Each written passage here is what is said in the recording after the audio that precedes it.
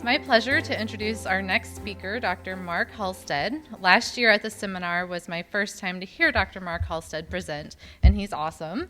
Dr. Halstead is an associate professor in the departments of pediatrics and orthopedics. He's the director of the Sports Concussion Clinic and is medical director for the Youth Athlete Center in Washington University Washington University in St. Louis. Please welcome Dr. Mark Halstead.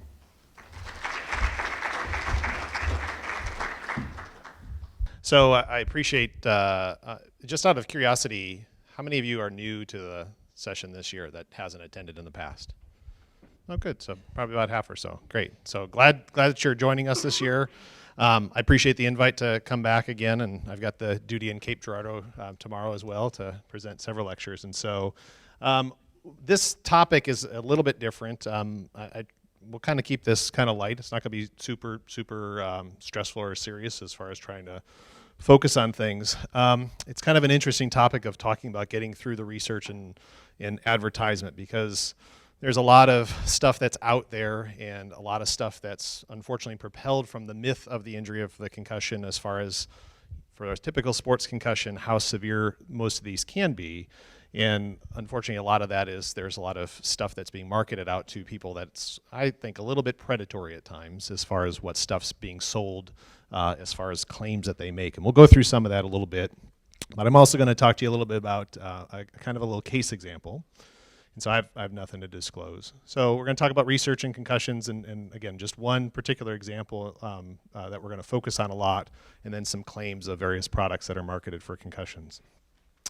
So I put this out there, and this is no knock on the media at all. I know there's some media here. I did media stuff in high school and college, and certainly it's a tough job. But I asked some of these questions because I get interviewed a fair amount for TV and for newspapers and various other things. And so, has any of you ever been interviewed for a TV piece or newspaper at any point? I know probably a lot of coaches probably have at some point. So every time that you were interviewed, were your statements accurate? Hopefully, yes. So were your most important points that you wanted to get across conveyed? I know for myself that doesn't always happen. And that's part because, in my mind, I know what stuff when I'm being interviewed about that I really think are probably the strong points. However, that may not be the sexiest of the comments that are actually the great sound bites to put on a minute TV newscast. And so, I always watch with very strong interest when I get interviewed on the TV as far as what quote they used that I gave. And it's always interesting. The one that they always use is the one that I'm like, why did they use that one? Because that was the one that probably least conveyed the really kind of deep point I wanted to get across. And so I think that's hard. And again, there's reasons for that. It's a tough job, and often they're on timelines. I get asked oftentimes in a morning to spend time out of my clinic to spend 10 minutes with a reporter to give a quick soundbite on something, and then it's on that evening news. And so there may not be a lot of stuff that's actually gone into the background as far as, what they're reporting on actually mean when we're talking about that quick kind of turnaround.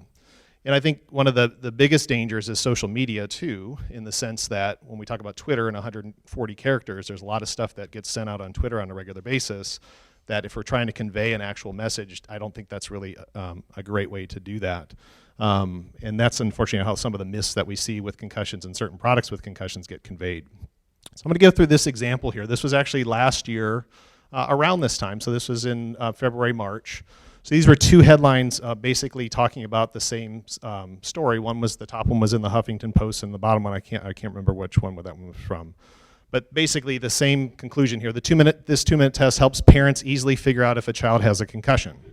And then simple sideline test shows effective in diagnosing concussion in student athletes as young as 5 years old. And then the subtitle there is easy to administer test involves athlete reading numbers on 3 pieces of paper ball, getting timed with a stopwatch.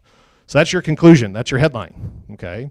So let's talk about this research study and say, do these conclusions and these headlines really mix? And so these are a couple quotes from the actual article. So a quick and simple test can identify concussions in children as young as 5 with an astonishing rate of success, according to a new study. So why aren't people talking about it more? And what's most notable, and this is referring to the King-Devick test, is its simplicity. It requires only a stopwatch, read smartphone, and a few printed out pieces of paper, and it can be administered by someone with no professional medical experience whatsoever in less than 2 minutes. Yes, that means moms and dads can do it themselves whenever they're concerned about the last hit their child took on the field. So that's the article's gist, okay? So I look at those types of articles and I start cringing because I'm like, oh. I'm like, well, let's see what the article said. So this was the actual article that was published. So it's Adding Vision to Concussion Testing, a prospective study of sideline testing in youth and college athletes. So I'll go through what was actually looked at, and don't worry about so much of kind of the nitty-gritty with the numbers here to start off with. But what they did is they took youth ice hockey and lacrosse players, so two very specific populations, okay, ages 5 through 17. Most of them were around late grade school age, so 11 or so is the mean age, and then it plus or minus 3 years. And they had 243 of them total that they actually did baseline assessments on. And then they had college athletes at New York University and Long Island University, and they had 89 total of them. And so they did preseason assessments. So they did 3 assessments. So they did the King-Dievik test, okay? And any of you familiar with the King-Dievik test as far as what it is? So just to explain it briefly as far as what happens with it, there's 3 cards, and there's numbers on a page, okay? And they're listed in a line, and there's 5 or 6 lines, I can't remember for sure. The first card, basically you read left to right just like you're reading a book, and you're trying to read it as fast as possible across it. And the first page actually has little dashed lines between the numbers to kind of guide you across. The next page, they remove those dashed lines. Things get a little bit closer together. Again, they have to read left to right, top to bottom, and again, we time it. And then the final page is really, the numbers are really close together, and it's the most challenging of the cards. And again, same thing, they read left to right, top to bottom, and it's timed. And to do a baseline, you have to do 2 trials. You take the best time of their 2 trials. And then the thought process is that you can test them again after they've had a concussion, and the literature that's out there suggests that if they're 3 seconds slower than their baseline, that would be diagnostic of a concussion. That's what several of the research studies that have been done on this suggest. Interesting, recently I saw articles and got into a little Twitter thing with the company that they now are saying that it's only a second difference now that actually you can use that from their baseline, that it's different, which if you think about it, just human error using a stopwatch, and each time you click as far as when you're stopping and when you're starting, probably in just standard error, you probably will get a second difference from trial to trial. And when we do that and we do a baseline on someone, their times are never exactly the same. They're usually a second or 2 off. And some of that's learning, some of that's just, again, kind of little typical human error as far as doing a stopwatch. So in the big picture of things, again, there's a little skepticism there. The SAC, what that is, that's been used a long time. That's probably, 15, 20 years now that the SAC is. That's a group of different tests that we do that looks at memory, looks at orientation, and then again, we'd compare it to someone else or compare it to a baseline that they'd had. The problem with a lot of these tests when we talk about utilizing sideline tests, if you don't, and this is my strong feeling about this, if you don't have a baseline on someone, if you don't know where they're at beforehand, a lot of these tests mean nothing, okay? I have a very hard time saying that we can compare someone to a normal for that person because especially in kids, normals are all over the place, okay? And that's based on their growth and development, their brain maturation, what's going on that time of day, how much sleep they got the night before, all those types of things. So really I think the most fair comparison is going back and forth with their own individual guideline. The interesting thing about the SAC is that there is still not even agreed upon how many numbers or points off, because you get points for it. There's 30 points for a SAC test. How many points lower than you scored on your baseline actually determines whether you've had a concussion. There's still no agreement on that after years and years of this test being out there. And then there's what's called the time tandem gait, and so that's basically they're doing this as quickly as they can, forward and backwards, and they do several trials of that. And so they looked at these 3 tests of how well they performed with these athletes, both as a preseason baseline and then after ones that were diagnosed with concussions. So how did they determine a concussion? So for the college athletes, all the college athletes were assessed by an athletic trainer, okay? For the youth athletes, this is in the article, it was based on the judgment of volunteer parents that were assigned to assess athletes, okay? So this was basically a parent deciding whether or not they thought someone was concussed or not. And then the diagnosis confirmed by an expert physician. So how many concussions were there? There were 12 total concussions out of all these over the time period that they studied this. And then they do a control. So they actually had 14 individuals who were not concussed and looked to see how they also performed on this test to make sure that the test can be valid if you used it in someone who wasn't injured. So what did they see? So with the King-Devick test, the athletes had a worsening on average, and this is again an average of 5.2 seconds worse from their baseline. So again, I mentioned before 3 seconds is what's usually published, so kind of fits with that. The controls who did the King-Devick test a second time, they were actually better by 6 seconds. So clearly there's some sort of learning effect here, because if you do it a second time and you're fine, you do a lot better the next time through, okay? And so again, we see a big improvement there. However, if you looked actually at the article itself, only 9 of the 12 actually had worsening of their King-Devick time, so 75%. So there's still 25% on this particular study that actually did not do worse on their King-Devick test, okay? So it's not an end-all be-all test. And actually 1 out of the 14 controls actually did a worse than their baseline, okay? So again, not perfect. So go back to these 2 conclusions. The 2-minute test helps parents easily figure out if a child has a concussion. Well, all right, that's a big stretch, because again, yes, parents were doing the test, but I don't know if I'd say that easily helps them determine whether they had a concussion or not. And then again, the big one, and the one on the bottom that I have big concerns with, is the student athletes as young as 5 years old is effective in diagnosing. So that conclusion. So why do I have big concerns about this particular study? So the study, which for 12 concussions, okay, in a research article, it's very easy to identify the characteristics of your individuals who had those injuries, okay? All they have to do is list out the name, or not name, obviously, but their age, what their test scores were, and then comparing that, okay? And they did none of that. So they didn't list actually any of the characteristics of any of the individuals. So I don't even know if all those concussions were in college athletes, or if one of them was a college athlete and all the other 11 were in the young kids. We don't know that because they don't tell us that. We don't even know actually if a 5-year-old who was assessed on a baseline actually ever had a concussion in this study. Yet the article says it's effective in diagnosing it in someone as young as 5. We don't know that because we didn't even know if a 5-year-old got concussed, okay? And there is some bias in sending someone to a specialist with a predetermined diagnosis. So if someone comes to me as a specialist and they've already been diagnosed with a concussion, well, I have to go through that person's history and things like that to confirm, yes, that what they had was a concussion. We don't always come up with that conclusion because there are other things that can mimic a concussion, no question. But again, we don't know that. So again, we say it was confirmed, but do we really know that for sure? Because they were sent to the specialist because they were assumed to have already had a concussion based on this test. And again, the volunteer parents were asked to make a judgment. So we have no idea how well they were trained. They didn't actually say, even in the article, that they trained all these volunteer parents. It could have been someone they took off that day. Hey, you're here. Will you do this test for us to do our research study? We don't know that because it wasn't explained in the study. Now, some of those things may be true, but we don't know that, okay? And this is a fault of a lot of medical literature out there when we read it, is that there's a lot of things that oftentimes don't get explained. And I review articles a lot, and we ding articles like this because they don't explain this, but this got through several reviewers and was allowed. But I would have criticized this article like no tomorrow, that they have to include these types of things, because that's the important information for me to really make a conclusion about this test. Yet again, we see media reports that say this, and then this test was really pushed a lot after last Super Bowl. Why isn't the NFL using this test, blah, blah, blah. And there was a lot of media and PR machine behind this, and based off of these articles here. So again, you have to use a little skepticism when you see this, because if you just take those headlines, you're like, oh, this sounds great. I'm going to use this for my school, okay? But if you don't look into that further and what other research has been done on these types of tests, again, you may start using things that really aren't necessary.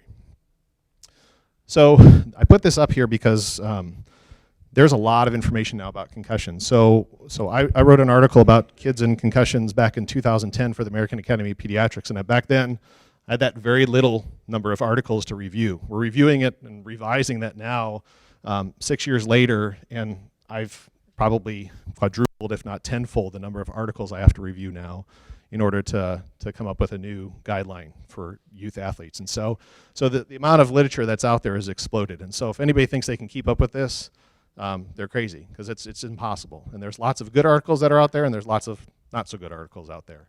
And so again, filtering through that can be difficult. And so again, a lot of people rely on a quick little snippet or a little blurb or something that comes out on a media report. But again, if you don't know the background behind those articles and really what was done in them, you may get a lot of false information. I'll put this up here too, because this was just recent. So this was the chocolate milk study. And this was the University of Maryland had this big PR push for this concussion-related measures improved in high school football players who drank a new chocolate milk. Okay, so this got a lot of traction and a lot of press.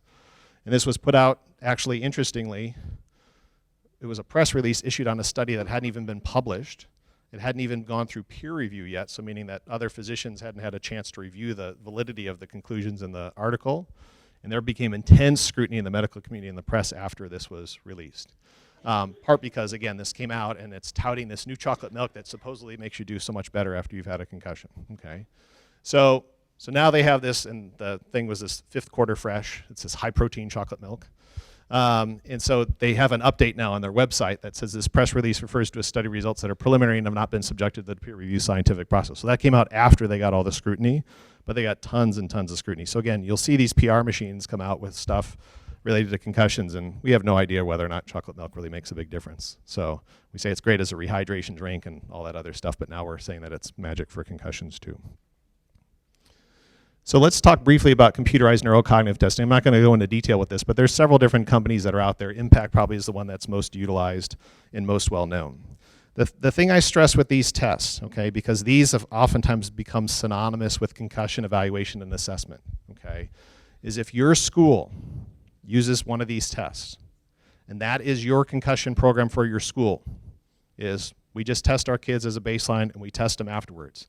You do not have a concussion program at your school. Okay, all you have is a computerized test that tells you not much of anything, okay? As Harvey had mentioned earlier, if you don't have protocols in place as far as what you do with these athletes, how you assess them and things like that, if you're utilizing this alone and you're not utilizing this with the assessment of a physician or a neuropsychologist who's actually the one who's actually interpreting the results of these tests, that's a problem, okay? And so again, I see a lot of schools out there that I've had kids come to my office for where they've brought in their test results, and I'm like, well, do we know who's the person? Do you have an athletic trainer at your school? No. Well, who's the one who's actually reviewing this test? The coach, okay? That's not good, okay? That's not what these tests are, okay? So these are not red light, green light tests, and but unfortunately they're utilized like that. And there's lots of factors that actually can affect this test. So Impact gained lots of traction because they were the first guy on the block. So they probably dominate the market. They're probably 90 to 95% of the market for this particular testing that people use as the baseline and the after injury assessment. So they were the first one out. They had a lot of research, but it was most of that research. And I know the guys who are at the company, and they do a good job. They're great neuropsychologists. But I think this almost got kind of out of control of their hands because people were looking for something to assess concussions. This was a thing on the block that gave us numbers rather than just saying, hey, did you have a concussion or not? Yeah, we think so. Okay. It gave us some numbers. Okay. But after that, there's been lots of independent research that's been done of things that actually affect your performance on the test that have nothing to do with a concussion, okay? So if I were to test all of you right now, if I put a computer in front of you right now, and I had you do a baseline impact test, okay? And then I instead took all of you and had you independently in a private room do the test, you would perform better in a private room by yourself than you would in a group setting. But how do we usually test our kids most of the time? Big room like this, okay? So if you don't have standards when you're testing your kids in that group setting of how you do that, and one of those should be is that no kid leaves until everybody's done. There's a computer or there's a space in between each individual, okay? So if you're piling people up on there or if they're looking across each other, that's a big distraction on doing this particular test, okay?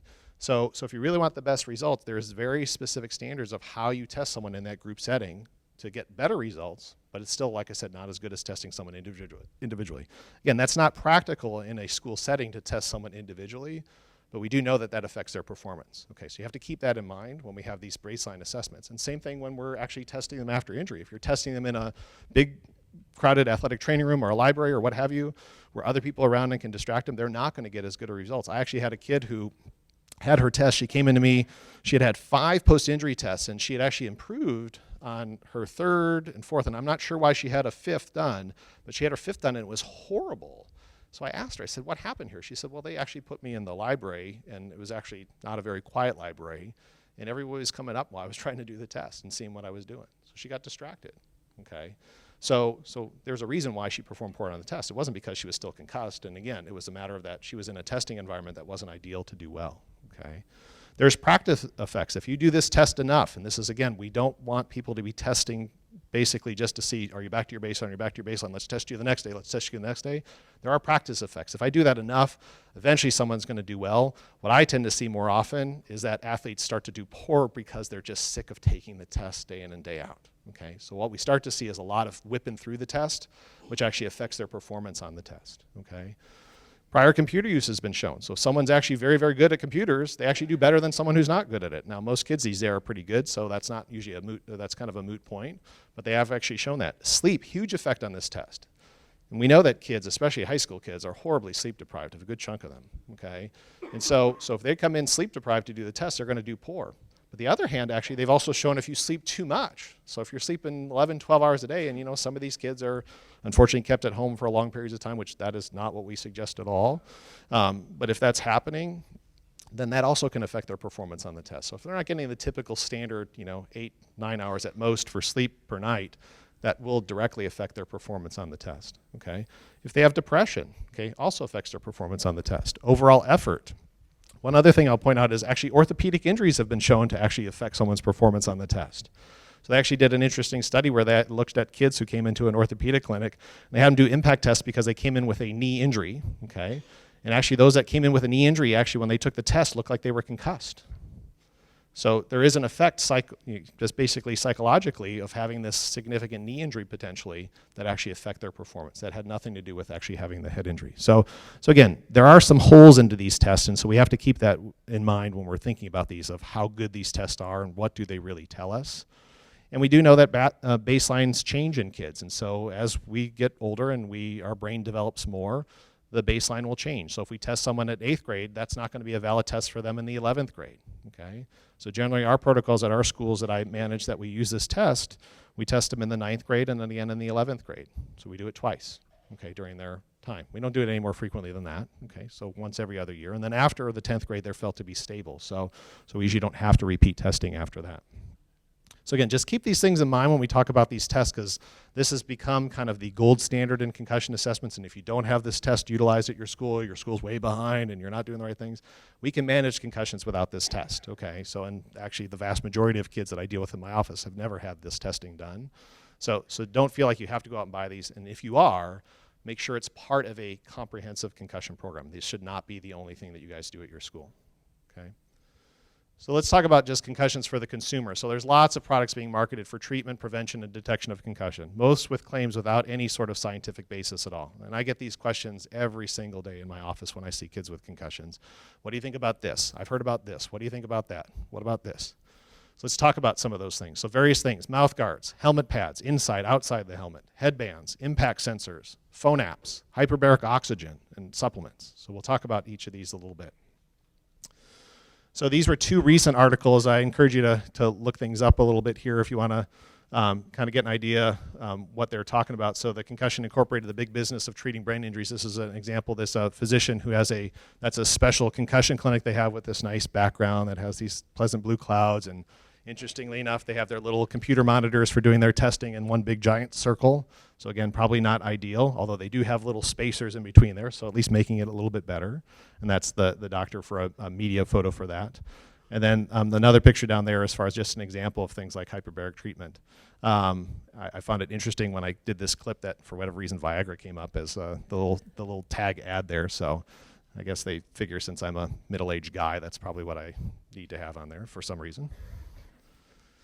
And so for mouth guards here, so I'll talk about mouth guards. So this is an interesting one, this BrainPad Low Pro Plus Junior Jaw Joint Protector. And the highlighted here, this revolutionary mouth guard is designed to reduce the risk of concussion from lower jaw impact up to 50%, okay? If you look at the rest of their thing, there's no research that's ever been done on this particular thing to validate that claim, okay? But again, this is what's marketed on a regular basis, okay? The thing to remember, again, the basic premise of a concussion, it's the brain moving physically in the skull, okay? Whether it's a back and forth or rotational type injury, okay? There's not much that mouth guard is going to do to prevent the brain from moving in the skull or this. Sure, if you get a force here, it's going to help your teeth, okay? And trust me, all the dentists will love me for saying that. Make your kids wear mouth guards so that they don't have big, huge dental problems, especially if they've got any sort of appliances in their mouth like braces, okay? It's a pretty expensive bill to have to pay if your braces get trashed because you weren't wearing a mouth guard and you could have, and you have a big dental injury, especially with basketball. My gosh, basketball is probably the worst teeth offender that I've ever seen. Every time when I would cover a tournament for basketball, there's always someone who would have some significant dental trauma. It's amazing. So again, think about having your mouth guards. But again, if we're hoping that they're going to protect against concussions, it's not so much. This one I actually added this because this one, I just got a new follower on Twitter yesterday who is Power Plus Mouth Guards. So I was intrigued. I figured I'd go and see what they're all about. And so this is their claims. So it reduces G-force impact to the jaw and the head, increases strength by positioning the jaw joint. Okay. So I didn't realize that actually if my jaw was in a better position, that's going to make me bench press more, but apparently, okay. Increase your response time and your balance, okay. Okay, so I guess if my jaw's in a better position and I'm wearing a mouth guard, I'm going to be able to be faster and do things quicker. So maybe I should wear a mouth guard when I do my testing for various things. Unobstructed breathing, okay, sure, I can validate that claim. And comfort fit allows clear communication. Again, the big concern for a lot of athletes is I can't talk. I don't sound right when I have a mouth guard in. So great, all that types of stuff. And so again, I looked in on their thing, and they have a little, subbar like most of the websites do for this as far as references and research. And these were 2 articles that actually already refuted the fact that mouth guards make any difference. But there's no research that's done on this particular thing. There are lots of testimonials from people as far as what it did to them and how great it was for their team and how much better their team performed that year when they wore these mouth guards. But we have no science to back that up, okay? So again, lots of claims made out there, lots of parents who look up this stuff as far as concussion reduction products, concussion improvement, those types of things that are gonna buy into this stuff, okay? So supplements. So the FDA actually came out, this was 2 years ago or 2.5 or a year and a half ago, warning consumers dietary supplements cannot treat concussions. There's no evidence out there that they can. There's lots of claims being made out there, omega-3s, fish oil, things like that.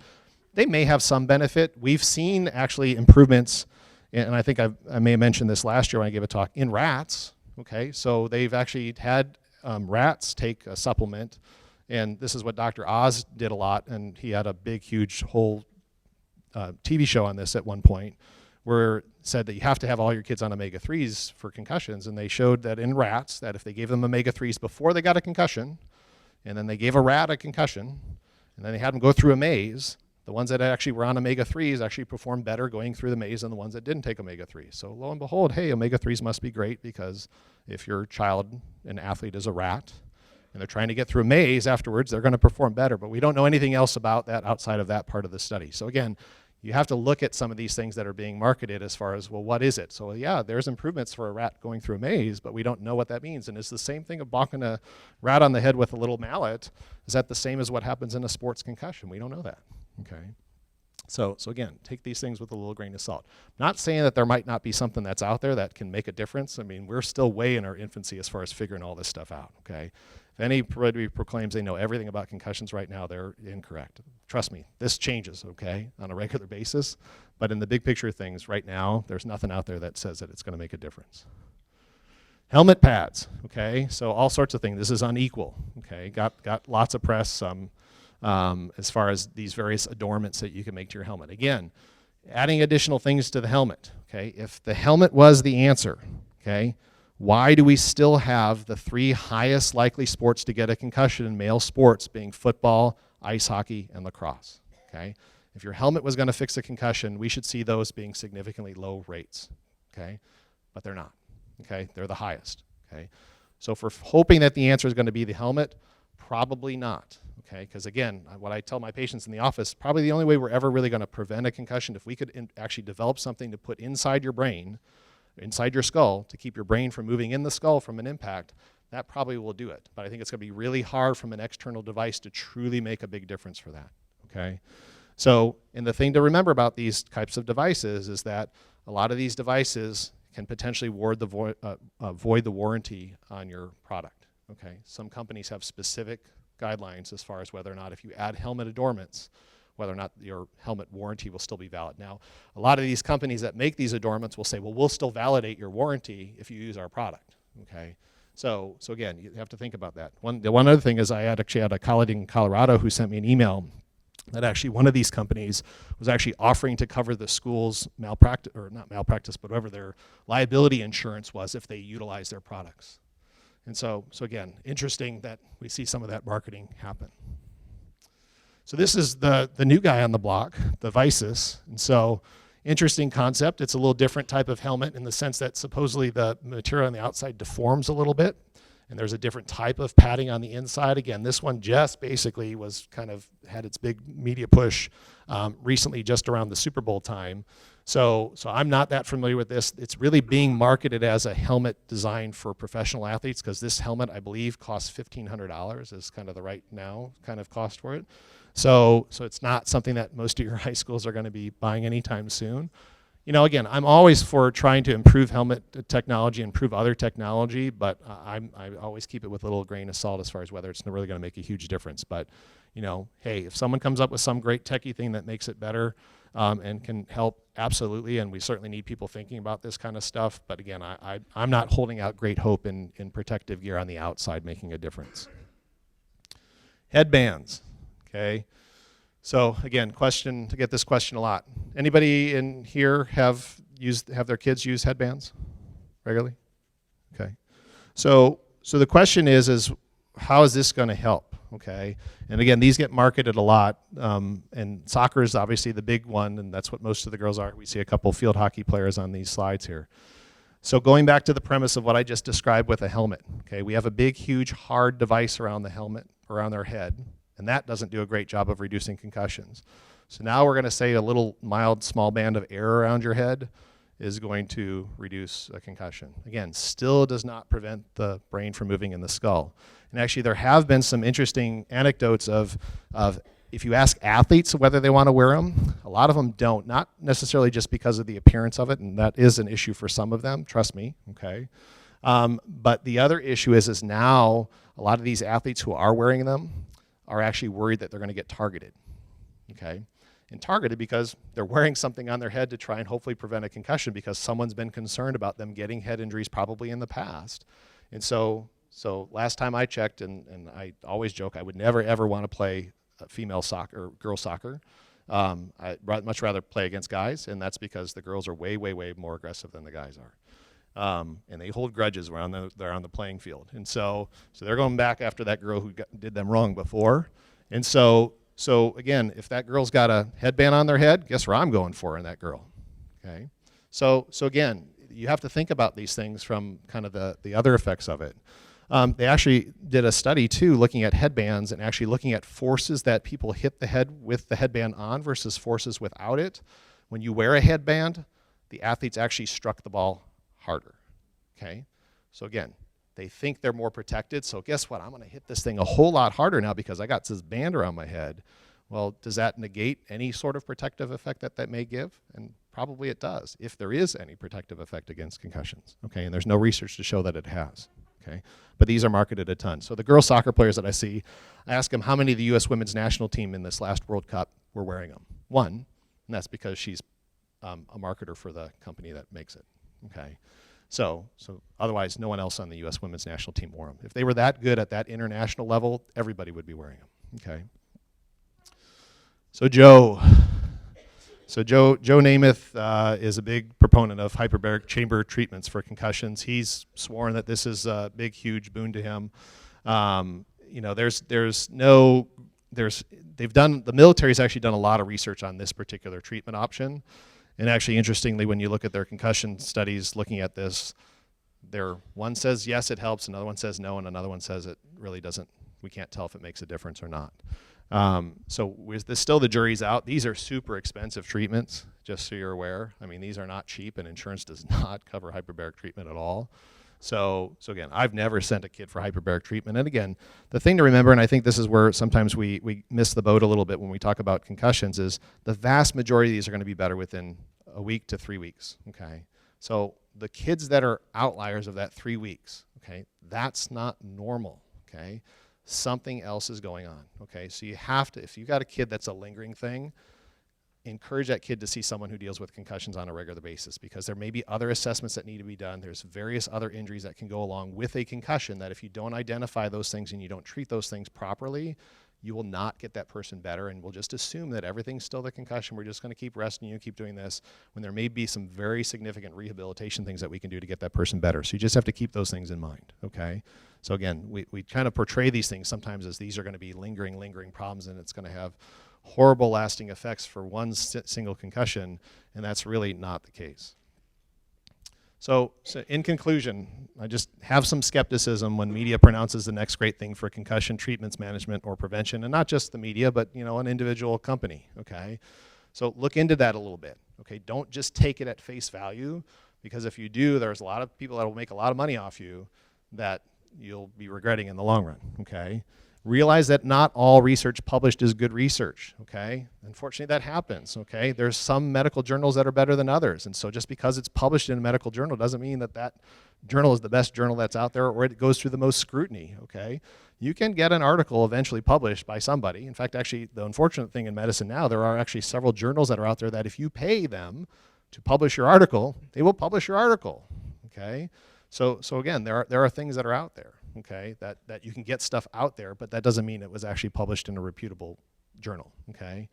And again, it can be difficult because if you don't have an interest in looking into this stuff, which I'm sure a lot of you don't, okay?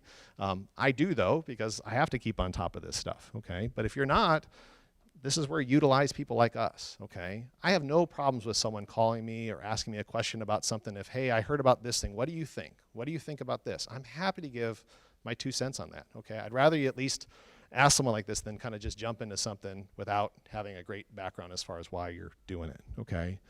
And the other thing that we know about medical research too is that there's lots of studies that get published that show an effect of something doing something good, but unfortunately there's actually a bias out there in publishing in medical journals of if something shows that something doesn't really work, it oftentimes doesn't get published, okay? So there's a lot of things that may actually be out there that shows that really that other study is not so good, and really this thing isn't there, it just doesn't get published. Now, fortunately, I don't think that's the case so much with concussions because, again, it's such an evolving science right now. Again, 15 years ago compared to now, totally dramatic shift is how I deal with concussions in my office and what we manage them and what we do for them. And again, keeping current on that's important. But again, if you don't know the things that are out there, then you're not going to be able to do well with this kind of stuff, okay? So again, trying to give you an overview. Hopefully that wasn't too much over people's heads as far as stuff, but again, I think the bottom line with this is just, again, have some skepticism, look into it. Don't just say, hey, this headline or this 140-character tweet that someone sent out, that's what we need to do now, okay? So look into it a little bit further. So thanks. I'm ready for, to take any questions that you may have. Any questions?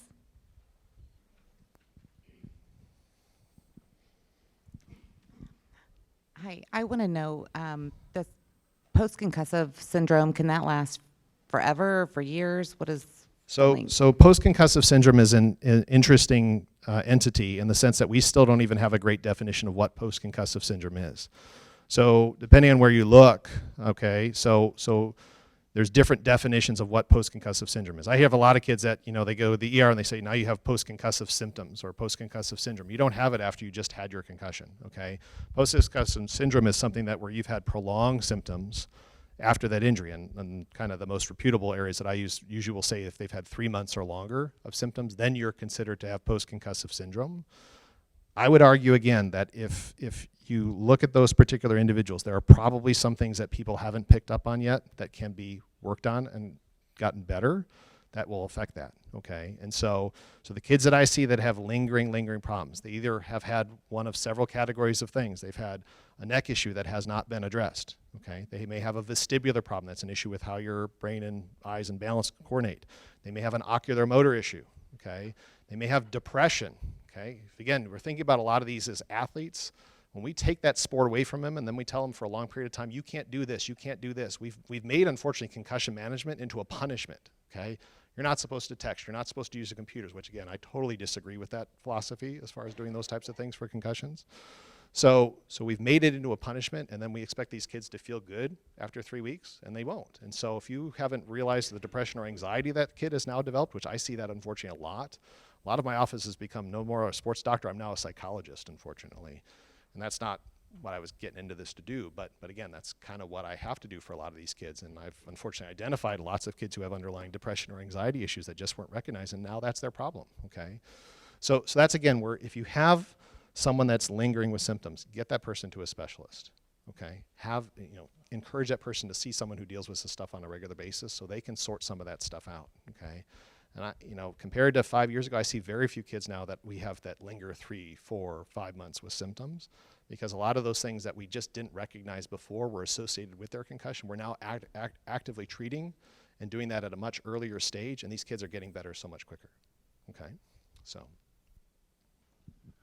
what we deal with a lot with parents as far as what they see in the media, particularly the NFL and the terrible stories that you hear there. What is, and I know this is ongoing, but what is the consensus presently of what's caused some of these things, Right. as far as the CTE and Right. those things of? I get the CTE question regularly. Okay. So there's no question that CTE, which is chronic traumatic encephalopathy, exists. We've known that that's actually exists since the 20s with boxers. Okay. It used to be called the punch drunk syndrome. Okay. So that's been known for a long time. Okay. Bennett Amalu, who the concussion movie was based on recently, he's the one who kind of put it together with some retired football players who came across his autopsy table. So the way that CTE currently is, and this is, I think, again, this is where sometimes the media part of the CTE and what's going on, there's a little disconnect of what CTE is. CTE is, as it stands currently, is a diagnosis you make in someone at autopsy. So that person has died, they've looked at their brain, they've done a special stain of their brain, they found this thing called tau protein in their brain. That's CTE, okay? The problem is we don't know in someone who has that, what does that mean for that person during their normal living years, okay? There's been the assumption made that if you have this, then that means you're going to be horribly depressed or you're going to have horrible cognitive functions or things like that. And trust me, that stuff exists, okay? There's no question about that. I don't deny that at all, okay? But the problem is again, they've actually looked at people who have had their brains donated, and not 100% of these players have had CTE findings in their brain and played many, many years in the NFL, okay? But their brains were given actually to them because of problems. Very interestingly, and this is again that we have to look at these things as far as what's the cause and effect here. And trust me, repetitive brain injury is not a good thing, okay? I mean, period, it's not, okay? And I think a lot more people are getting more concerned about not necessarily the actual concussion itself, but actually the repetitive blows over and over and over, okay? And that's stuff in practice, that's stuff in competitions and things like that, but they're not even necessarily the ones that produce the actual concussive injury. But they've actually done a research study recently that actually looked at people who had seizure disorders in their youth, and unfortunately several of them who had a seizure disorder that they died. And even in 1- and 2-year-old individuals that they actually did brain tests on, they actually found the exact same things that they found in some of these retired football players who never obviously set foot on a football field at 1 or 2, although, you know, some parents that may be the case. But again, in the big picture things, they found that. So it's not just exclusively a head injury or a brain injury thing, well, even though seizures is technically a brain injury, but it's not just the concussions that can cause those findings. And that's, again, there's the horrible thing about sports medicine is we like to put the cart way ahead of the horse a lot. Okay, we make a lot of leaps because whatever we can do to get the athlete back quicker. So something comes out in sports medicine, and that now becomes a thing, and then we have to backtrack and figure out, well, did that lead to this or not? Okay, and sometimes that's very difficult because once that cart's way ahead of the horse, now we can't catch up to it, and now this thing is this big giant behemoth. Okay, so again, the CTE stuff. What I tell my families is, we know that in retired professional athletes, okay, that there's been findings of that. There's been lots of players who have played over the years, and they found it, I think it's in 100 people who've donated their brains now, okay? So there's lots more players out there. And there's lots of people, I'm sure many in this room, who played football or soccer for many, many years and probably are doing perfectly fine, okay? And so if our expectation is a single concussion or several concussions now leads you to have, and you're at risk horribly for severe brain problems down the road, I don't think that's necessarily a great conclusion to make, okay?